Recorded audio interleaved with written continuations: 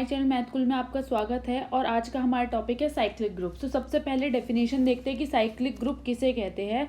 तो इसके लिए हमें एक ग्रुप कंसिडर करना होता है जी, और मैं एक ग्रुप को साइक्लिक ग्रुप कब बोलूँगी, अगर उसमें एक एलिमेंट है, if there exist a element, अगर उसमें एक एलिमेंट एग्जिस्ट करता है a such that every element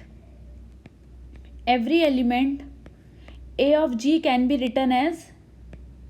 written as in the form of some power of every element X of G can be written as some power of A power M for some M belongs to natural number। इसका मतलब है कि अगर मैंने यहाँ से कोई भी X से मैंने अगर कोई भी एलिमेंट उठाया ग्रुप का, तो मैं X को हमेशा कैसे लिख सकती हूँ, पावर ऑफ A में, जिसको ऐसे लिख सकते हैं A star A M times.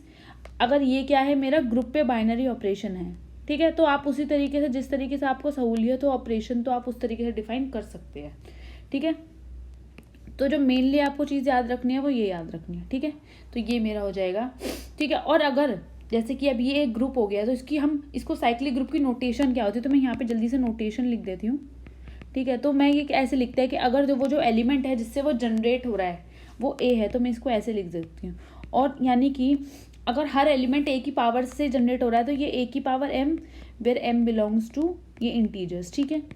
तो ये ऐसे आ जाएगा जब, और ये हमारी नोटेशन है, ठीक है। तो इसको याद रखिएगा, जैसे ही लिखा है, अगर G is equals to generated by A, ये होते हैं ब्रैकेट्स, ठीक है। ये हो गया लेफ्ट ब्रैकेट, ये हो गया राइट ब्रैकेट। अच्छा, एक चीज़ और ध्यान रखिएगा, अगर जो है इफ़ जी इज इक्वल, अगर जो है जी किससे जनरेट हो रहा है, ए से, तो जी जो है उसके इन्वर्स से भी जनरेट होगा, ठीक है। ये चीज़ आपको ध्यान रखनी है, ये इम्पॉर्टेंट है।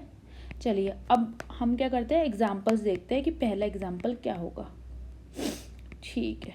तो पहला एग्जाम्पल मैं आपको एक ग्रुप दे रही हूँ, ये अभी तक हमने अपने किसी भी लेक्चर में नहीं देखा है ये वाला ग्रुप, तो हम पहली बार लिख रहे हैं। इसमें एलिमेंट है 1, -1, आयोटा और माइनस आयोटा। आयोटा ये कॉम्प्लेक्स नंबर वाला है, तो ये कॉम्प्लेक्स प्लेन से बिलोंग करे, so is a complex number, ठीक है। अब देखो, सबसे पहले हमें क्या करना है, ये ग्रुप है, तो ग्रुप के लिए हमने देखा था, देखो ये एक नॉन एम्प्टी सेट है। तो ग्रुप के लिए हम क्या करते हैं, सबसे पहले आप देखो कि अगर ये ऑब्वियस ही बात है कॉम्प्लेक्स प्लेन है, और इसमें क्या होगा, अगर मैं देखो 1 को -1 से मल्टीप्लाई करूँगी, ठीक है, तो ये क्या आ जाएगा -1, और -1 को आयोटा से करूँगी तो माइनस आयोटा, और -1 को माइनस आयोटा से करूँगी तो प्लस आयोटा। तो ये सारे क्या है, जी में बिलोंग कर रहे हैं, ठीक है।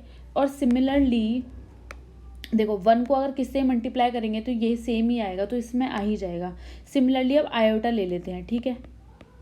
अब आयोटा को -1 से करेंगे, माइनस आयोटा से करेंगे, और खुद से भी करेंगे, और ये 1 से करेंगे, तो क्या आएगा -1। अब देखो ये क्या आ गया, माइनस आयोटा स्क्वायर। आयोटा का क्या होता है, आयोटा स्क्वायर इज -1, तो माइनस माइनस +1, और फिर से आयोटा स्क्वायर -1, और यहाँ पे आयोटा। तो ये सारे एलिमेंट्स किस में बिलोंग कर रहे हैं, जी में। तो सिमिलरली मैं सबको माइनस आयोटा से भी मल्टीप्लाई करवाऊंगी और सब इसमें बिलोंग कर जाएंगे, ठीक है। और क्लियरली तो ये तो मेरी यहाँ पर क्या हो गई, क्लोजर प्रॉपर्टी हो गई। तो ये तो मैंने सबसे पहले क्लोजर प्रॉपर्टी देख ली, ठीक। क्लोजर प्रॉपर्टी क्या होती है, मैं बता देती हूँ कि ए इंटू बी, मतलब यहाँ पर जो भी ऑपरेशन होगा वो जी में बिलोंग करना हो चाहिए। सेकेंड, तो एसोसिएटिविटी होती है। एसोसिएटिविटी क्या प्रॉपर्टी होती है कि A star B star C is nothing but A star B then star C. तो ये भी क्लियर है। अब यहाँ पे हम बात करेंगे आइडेंटिटी एलिमेंट की। तो देखिए यहाँ पर देखिए, अगर हम देखें रियल नंबर्स में देखें, अगर हम किसी को भी दूसरे नंबर से मल्टीप्लाई करते हैं, आइडेंटिटी के लिए क्या होता है, A star E is equals to A for every element in G. अब आपको क्या लग रहा है, यहाँ पे जो ये स्टार ऑपरेशन है ये जस्ट मल्टीप्लीकेशन ऑपरेशन है। तो अगर मैं यहाँ पे आइडेंटिटी क्या लूँगी जो ये इक्वल आ जाए जी में से, तो देखिए क्लियर चॉइस देखिए, अगर मैं यहाँ पे ई को आइडेंटिटी ले लेती हूँ तो ए इंटू 1 क्या होता है, ए ही होता है फॉर एवरी ए इन जी। तो यहाँ पे आइडेंटिटी क्या आ गई, 1 आ गई। अब हम क्या करेंगे, इन्वर्स निकालना सीखेंगे इस ग्रुप में एलिमेंट्स को, और ये इंपॉर्टेंट ग्रुप है इन्वर्स निकालना, मतलब सीख ले तो अच्छी बात है, आपको पता चल जाएगा कैसे। अभी देखिए इन्वर्स एलिमेंट के लिए क्या चाहिए होता है, A B is equals to identity जो कि मेरा 1 है, और यहाँ पे ए और बी किससे बिलोंग कर रहे हैं, जी से। अब देखिए यहाँ पर क्या क्या है। अच्छा, 1 का इन्वर्स क्या होगा, मैं 1 को किससे मल्टीप्लाई करूँ कि वो 1 आ जाए। ठीक है, तो पहले तो इन्वर्स ऑफ 1 क्या होगा, 1 ही होगा। इन्वर्स ऑफ 1 क्या होगा, 1 ही होगा। अब क्या हम फाइंड आउट करते हैं, इन्वर्स ऑफ -1।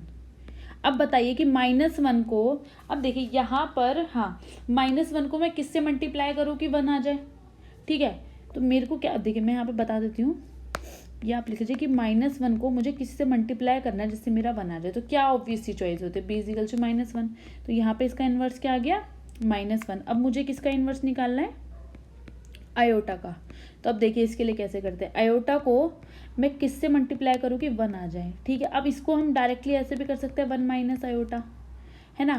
अब ये जो 1 माइनस आयोटा आ गया, मैं क्या करूँगी, ऊपर नीचे आयोटा से मल्टीप्लाई कर दूंगी। तो ऊपर आयोटा और नीचे आयोटा स्क्वायर। आयोटा स्क्वायर क्या होता है, -1। तो क्या आ गया, माइनस आयोटा।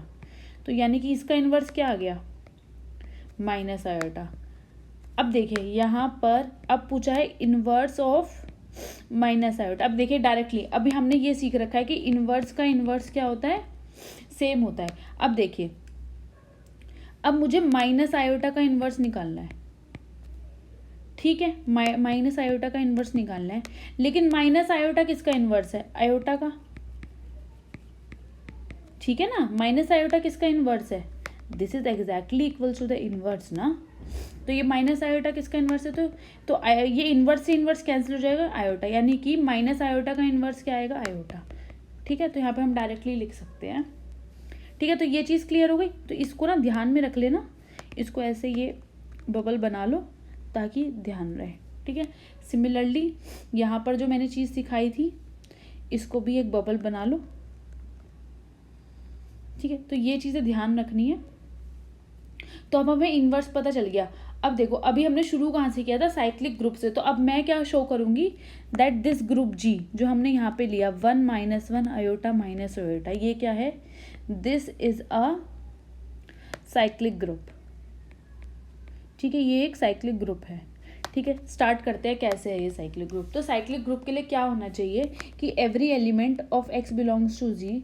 तो एक्स क्या होना चाहिए इसके, और मतलब एक एलिमेंट ए मिलना चाहिए such that every element X is equals to A power M. तो मैं आपको बताती हूँ कि कैसे होगा। तो मैंने यहाँ पे क्या लिया, ए को मैंने यहाँ पे आयोटा ले लिया। अब मैं बताती हूँ कैसे। अब देखो, आयोटा को मैं आयोटा की पावर, अच्छा चलिए ऐसे की जगह इसको ऐसे ले लेते हैं। हाँ, तो ए इज इक्वल्स टू आयोटा लिया, तो आयोटा की पावर 1 क्या आएगी, आयोटा। आयोटा की 2 पावर क्या होगी, आयोटा स्क्वायर क्या होता है, -1, और आयोटा क्यूब को लिख सकते हैं आयोटा स्क्वायर इंटू आयोटा, और आयोटा स्क्वायर -1 तो क्या हो जाएगी माइनस आयोटा। और आयोटा की पावर 4 क्या होगी, आई स्क्वायर इंटू आई स्क्वायर। आई स्क्वायर क्या, -1 इंटू -1 1। अब आप देखो कि आयोटा की जो पावर है वो हर एलिमेंट को जनरेट कर रही है। This implies G is actually generated by this. अब देखो, मैंने यहाँ पे स्टार्टिंग में ही बताया था कि अगर g is generated by a तो similarly g is also generated by a inverse also. अब यहाँ पर जो g है वो किससे जनरेट हो रहा है, आयोटा से जनरेट हो रहा है, और आयोटा का इन्वर्स क्या है, माइनस आयोटा। तो सिमिलरली g किससे जनरेट हो जाएगा, माइनस आयोटा से भी ये जनरेट होगा। ठीक है, तो ये भी क्या है, बहुत ही ज़्यादा इम्पोर्टेंट पॉइंट है हमारा। ठीक है, तो अभी तो यानी कि हमारे पास क्या हुआ, जी एक साइक्लिक ग्रुप हो गया। अच्छा, और ऑर्डर क्या है जी का, जी का ऑर्डर है 4। So G is a cyclic group of order 4। अच्छा, अब यहाँ पे ना नोट लिखते चलते हैं। ठीक है, तो पहले नोट में या फिर रिमार्क लिख लो कि इफ, सो ऐसे लिख लो, every cyclic group is abelian. अब ये कैसे होगा अबेलियन, देखो वैसे डेफिनेशन से भी क्लियर है लेकिन देख लेते हैं। देखो, अगर जी एक साइक्लिक ग्रुप है तो वो एक इस एलिमेंट से जनरेटेड है फॉर सपोज। ठीक है, और अबेलियन का क्या मतलब होता है, अच्छा ठीक है, अबेलियन का मतलब होता है इफ एक्स और वाई दो एलिमेंट है this say so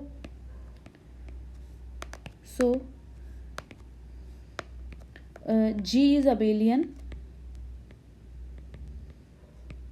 if AB is equals to, sorry, if X Y is equals to Y X. अब देखो x जो है g से जनरेट, x जो x एंड y g से बिलोंग कर रहे हैं, लेकिन g क्या है, cyclic, this implies x is some power of a and similarly जो है y भी किसका पावर, मतलब a का पावर होगा, where m and n both belongs to natural number. ठीक है, तो यहाँ से दिस इम्प्लाइज अगर मैं एक्स वाई फाइंड आउट करूँगी तो एक्स वाई क्या आएगा, a की पावर m और a की पावर n, लेकिन ये क्या हो जाएगा, यहाँ पे पावर ऐड हो जाएगी। सिमिलरली अगर मैं वाई एक्स लूँगी तो यहाँ पर क्या आएगा, a की पावर n और a की पावर m, तो यहाँ पर भी क्या हो जाएगी n प्लस m, लेकिन ये किसके इक्वल है, m प्लस n के। So this implies X Y is equals to Y X. ठीक है, देखो ये ऐसे, ये ठीक है, this implies g is abelian. तो इसका मतलब क्या हुआ, every cyclic group is abelian. ठीक है, अब यहाँ पे इससे पहले मैं एक और चीज़ और कहना चाहूँगी, बट नॉट कन्वर्सली। कन्वर्सली का मतलब है कि उल्टा ट्रू नहीं है। उल्टा ट्रू होने का क्या मतलब होता है कि साइक्लिक, अगर कोई ग्रुप साइक्लिक है तो वो अबेलियन होगा, लेकिन अगर ग्रुप अबेलियन है, for suppose if group G is abelian, then G need not be cyclic। देखो need not be का मतलब देख लो, देखो इसका मतलब क्या होता है, जरूरी नहीं है, जरूरी, need not be का मतलब होता है जरूरी नहीं है।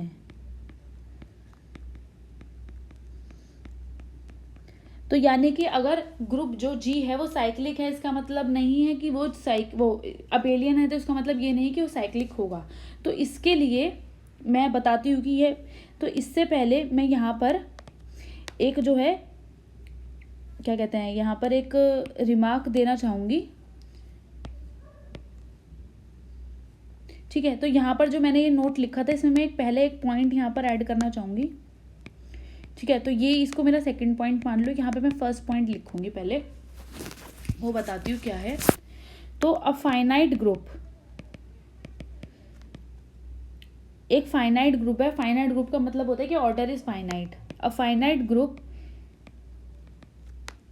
G is cyclic if and only if G has an element, G के पास एक एलिमेंट होगा A in G such that order of A is equals to order of G।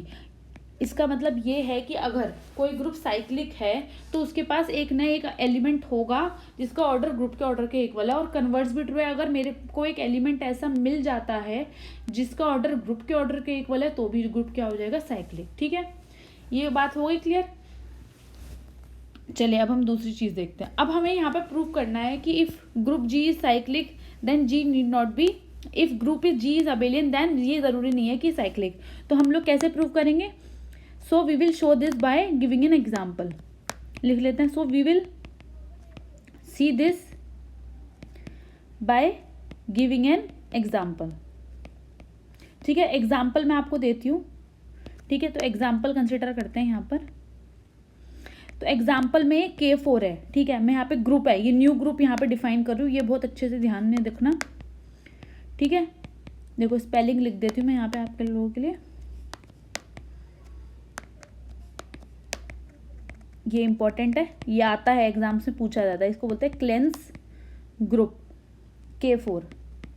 ठीक है, मैं अब बताती हूँ K4 होता क्या है। K4 में 4 एलिमेंट होते हैं, 4 का मतलब 4 element, E A B C, लेकिन सब एलिमेंट में क्या प्रॉपर्टी होती है, A square is equals to identity.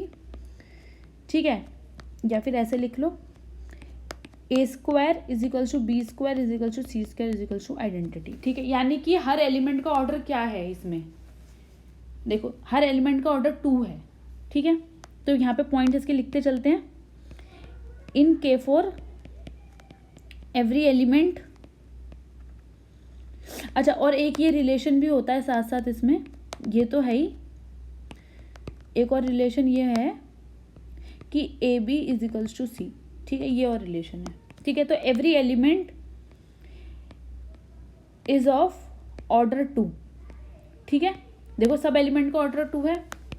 अच्छा, और अगर सब एलिमेंट का ऑर्डर 2 है तो मैंने हमारे लास्ट लेक्चर में डिस्कस करा था कि यानी कि ये सारे सेल्फ इन्वर्स एलिमेंट हैं। तो जब सेल्फ इन्वर्स एलिमेंट होते हैं तो ग्रुप क्या होता है abelian. So K4 is abelian. हम इसको बाय डेफिनेशन से भी चेक कर सकते हैं, बस अभी के लिए इतना ही देखते हैं। अच्छा, अब आप इसमें देखिए, जब हर एलिमेंट का ऑर्डर 4 है तो इसमें कोई भी एलिमेंट ऐसा एग्जिस्ट नहीं कर रहा जिसका ऑर्डर 4 हो। मतलब हर एलिमेंट का ऑर्डर इसमें 2 है, तो कोई भी एलिमेंट इसमें नहीं है जिसका ऑर्डर 4 हो। So there does not exist, इसका मतलब बता दे, देयर डज नॉट एग्जिस्ट। तो ये मेरी नोटेशन है, ठीक है, ये इसकी नोटेशन है। So there does not exist any element in K4 whose order is 4. So this implies कि ये जो K4 है, K4 is not cyclic, ठीक है। क्यों? अगर फॉर सपोज कि अगर वो साइक्लिक होता, ठीक है, अगर K4 साइक्लिक होता तो यानी कि मैं इस पॉइंट नंबर 1 से ही कह सकती थी कि एक एलिमेंट एग्जिस्ट करेगा जिसका ऑर्डर है वो ग्रुप के ऑर्डर के इक्वल हो, लेकिन यहाँ पे तो कोई एलिमेंट है ही नहीं। इसका मतलब K4 कैसा है, साइक्लिक नहीं है, लेकिन ये हमारे पास अबेलियन है। इसका मतलब आप देखो, अब आप यहाँ पे ध्यान से इसको देखना, देखो तो हमारे पास देखो ऑर्डर 4 के 2 ग्रुप होते हैं, ऑर्डर 4 के 2 ग्रुप हैं, ठीक है। एक तो मेरे पास K4 हो गया क्लेंस ग्रुप, इसका ऑर्डर 4 है, इसमें 4 एलिमेंट है, लेकिन ये अबेलियन है, ठीक है। और क्या है, ये साइक्लिक नहीं है, ठीक है। और एवरी एलिमेंट का क्या ऑर्डर है, एवरी एलिमेंट ऑर्डर इज क्या है, हर एलिमेंट का ऑर्डर 2 है। और एवरी एलिमेंट क्या है, सेल्फ इनवर्स है, every element is self inverse. अब देखो, अभी अभी मैंने यहाँ पर एक तो मैंने ये क्लेनफोर्ड एग्जाम्पल देखा, अब देखो यहाँ पे मैंने ये वाला एग्जाम्पल बताता, हाँ ये वाला एग्जाम्पल देखो, ये कितना इंपॉर्टेंट एग्जाम्पल है।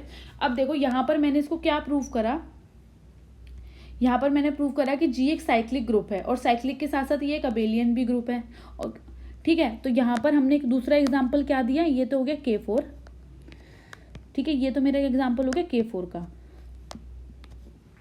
अब मैं यहाँ पे जो दूसरा एग्जाम्पल है वो मेरा है, इसको ले लीजिए, मतलब आप ऐसे लिख लीजिए ग्रुप को 1i -i और -1, ठीक है। तो अब इसकी क्या क्या प्रॉपर्टी है, साइक्लिक है, साइक्लिक है तो अबेलियन भी होगा, और हर एलिमेंट का ऑर्डर 2 तो नहीं है। So there exist 2 elements of order 4 and 1 element of order 2। मतलब यहाँ पर 3 एलिमेंट है ऑर्डर 2 के, और लेकिन इस ग्रुप में एलिमेंट ऑर्डर 1 एलिमेंट के ऑर्डर 2 के एलिमेंट्स कितने हैं, 1 है, ठीक है। तो डिफ्रेंसिएशन पता चल गया कि ये दोनों का ऑर्डर क्या है, और यहाँ पे ऑर्डर ऑफ Q क्या है, 4 है, और यहाँ पर अगर हम देखें यहाँ पे ऑर्डर ऑफ K4 क्या है, 4, यानी कि हमारे पास ऑर्डर 4 के कितने ग्रुप्स होते हैं, 2 ग्रुप होते हैं, ठीक है। इतना क्लियर हो गया। चलिए अब चलते हैं। ओके, तो अब हमने इतना पढ़ लिया है। अच्छा, अब यहाँ पर ना कुछ पॉइंट्स लिख लेते हैं जो मतलब वैसे तो प्रूव करने उनको, हाँ थोड़ा सा लॉन्ग प्रूफ है उनका, लेकिन अब हम इस वक्त थोड़ा कॉम्पिटिटिव एग्जाम्स के थ्रू पढ़ रहे हैं, तो हम जो है डायरेक्ट स्टेटमेंट्स लिखेंगे ताकि वो हम लोग डायरेक्ट पेपर में कर पाएँ, ठीक है। तो पहली और मोस्ट इम्पॉर्टेंट है कि every group of prime order, prime का तो मतलब पता है, every group of prime order is cyclic. मतलब अगर आप कोई भी ग्रुप ले लो और अगर उसका ऑर्डर प्राइम है तो वो हमेशा साइक्लिक होगा। साइक्लिक मतलब there exist an element whose order is exactly equals to the order of the group, ठीक है। अब सेकंड पॉइंट है, देखो एवरी इनफाइनाइट साइक्लिक ग्रुप। अभी देखो हमने फाइनाइट साइक्लिक ग्रुप भी देखा, अब इनफाइनाइट ऑर्डर का भी साइक्लिक ग्रुप हो सकता है। अब तो ये क्या कह रहे हैं कि अब देखो जो ये every infinite cyclic group has only 2 generators, मतलब अब मैं बताती हूँ 2 है एग्जैक्टली 2 जनरेटर। अब देखो जब मैंने यहाँ पर G ग्रुप लिया था ये वाला, ठीक है, अब इसमें कितने जनरेटर थे, यहाँ पे G के पास 2 जनरेटर, तो G हैज़ एग्जैक्टली 2 जनरेटर्स, ठीक है। तो क्योंकि 2 एलिमेंट से जनरेट हो सकता है ना ये, 2 जनरेटर्स का मतलब 2 एलिमेंट। तो यहाँ पर आप एक नोट डाउन करके ये भी लिख लो कि जब ये डेफिनेशन मेरी थी, मैंने कहा साइक्लिक ग्रुप तो यहाँ पर ए को हम क्या बोल सकते हैं, सो ए इज कॉल्ड अ जनरेटर, क्योंकि ये जनरेट कर रहा है, जनरेटर, ठीक है। तो यहाँ पे जी के पास एग्जैक्टली कितने जनरेटर हैं, 2 जनरेटर। तो सिमिलरली यहाँ पर ये हम ऐसा बोलना चाह रहे हैं कि अगर कोई भी इन्फानाइट साइक्लिक ग्रुप होगा तो उसके कितने जनरेटर हो सकते हैं, एग्जैक्टली 2, 2 से ज़्यादा नहीं होंगे, है ना, ठीक है। अब मैं आपको यहाँ पे थर्ड पॉइंट लिखती हूँ। थर्ड पॉइंट देखते हैं, नंबर ऑफ जनरेटर्स। देखो यहाँ पे तो इनफाइनाइट साइक्लिक ग्रुप किया, अब हम फाइनाइट साइक्लिक ग्रुप के जनरेटर देखेंगे। Number of generators in a finite cyclic group. अब देखो ये फाइनाइट साइक्लिक ग्रुप है, ठीक है, जी है, और उसका ऑर्डर क्या हमने एन ले लिया, तो कितने नंबर ऑफ जनरेटर्स होंगे, तो नंबर ऑफ जनरेटर्स कितने होंगे, अगर किसी एलिमेंट, अगर किसी ग्रुप का ऑर्डर एन है तो उसके होंगे फाई एन। फाई एन मैंने बताया था, फाई एन क्या है, phi N is an Euler phi function. ये आप हमारी सेकंड क्लास में से देख सकते हैं, सेकंड लेक्चर है उसमें मैंने डाल रखा है आइलर फाई फंक्शन, ठीक है। अच्छा ठीक है, इतना कुछ हो गया। अब हम क्या डिस्कस करेंगे, अब हम Zn के बारे में डिस्कस कर लेते हैं, ठीक है। अभी हमने Zn, now I will go through the example of Zn।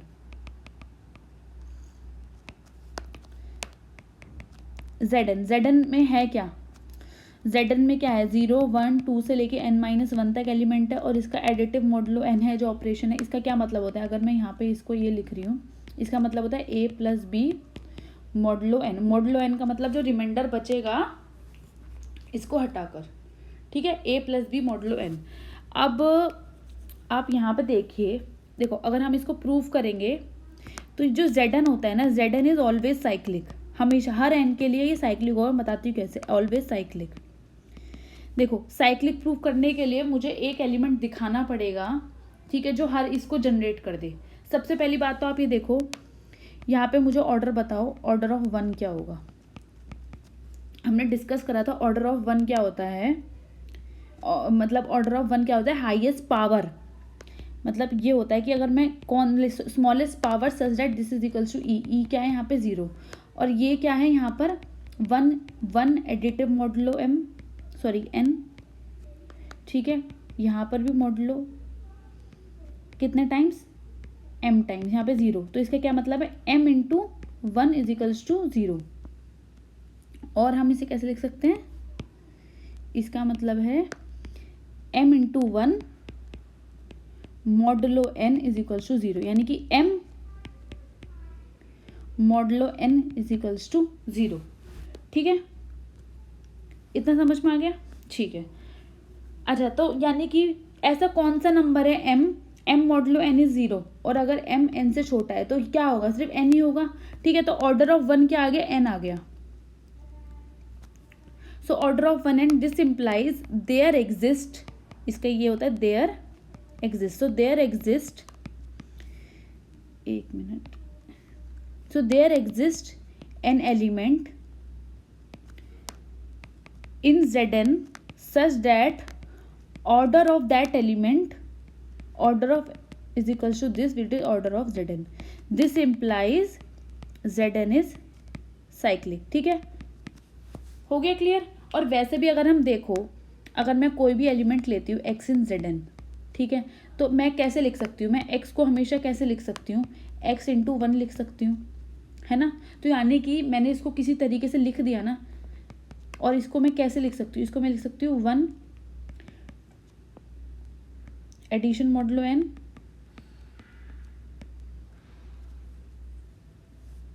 ठीक है, x टाइम्स।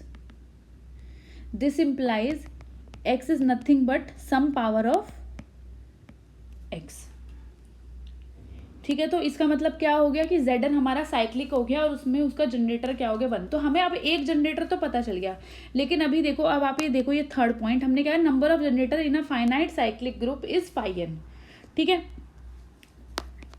तो हम इससे क्या बता सकते हैं, अब देखो Zn क्या है, is a finite cyclic group, finite cyclic group of कितना ऑर्डर है इसका, n ऑर्डर है, ठीक है। तो अब इसके बताओ कि नंबर ऑफ जनरेटर कितने होंगे।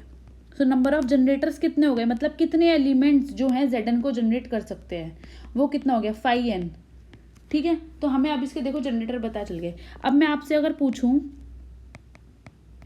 मुझे ये बताओ कि नंबर ऑफ जनरेटर्स ZP में कितने होंगे, और यहाँ पे मेरा P प्राइम है।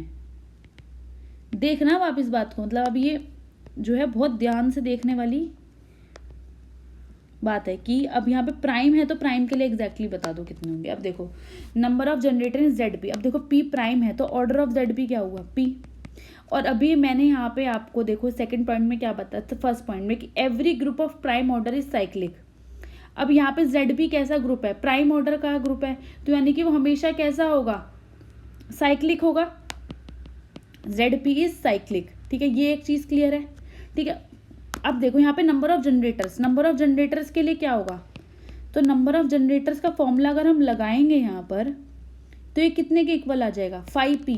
अब जब यहाँ पे P जो होता है प्राइम होता है, 5P का क्या मतलब होता है, 5P is the number of, क्या कहते हैं, नंबर ऑफ नेचुरल नंबर्स जो which is less than P and whose GCD with P is 1। तो प्राइम का तो हर किसी के साथ GCD 1 है ना, खुद के साथ के अलावा, तो यहाँ पे P-1।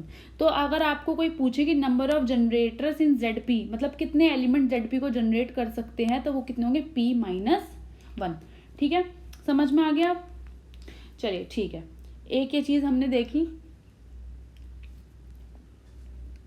ओके, अब देखिए मैं अब यहाँ पे आपको, ये मेरा पॉइंट हो गया। अब मैं Zn के बारे में ही एक बहुत इंपॉर्टेंट पॉइंट आपको बताना चाहूँगी। तो ये मेरा फर्स्ट हो गया, सेकंड पॉइंट हो गया, थर्ड पॉइंट हो गया, Zn के बारे में यहाँ पे बता रही हूँ। ये है कि अब हमें पता करने हैं कि कौन कौन से Zn के जनरेटर्स हो सकते हैं। अब हमें ये तो पता है कि Zn इस साइक्लिक ग्रुप और Zn के कितने जनरेटर हो सकते हैं, लेकिन कितने तो ठीक है, लेकिन कौन कौन से एलिमेंट होंगे जो जनरेटर होंगे। तो देखिए, तो Zn इज साइक्लिक, ठीक है, ये हमें क्लियर है। अब मैं यहाँ पे लिख रही हूँ कि K is a generator of Zn if and only if GCD of K with respect to N is 1। ठीक है, ये बहुत मोस्ट इम्पॉर्टेंट और क्वेश्चन भाई ये पूछे जा रहे हैं एग्जाम में। अब देखो मैं क्वेश्चन की तरह से देखूं,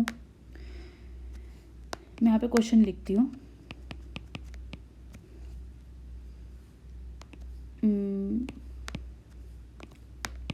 विच ऑफ द फॉलोइंग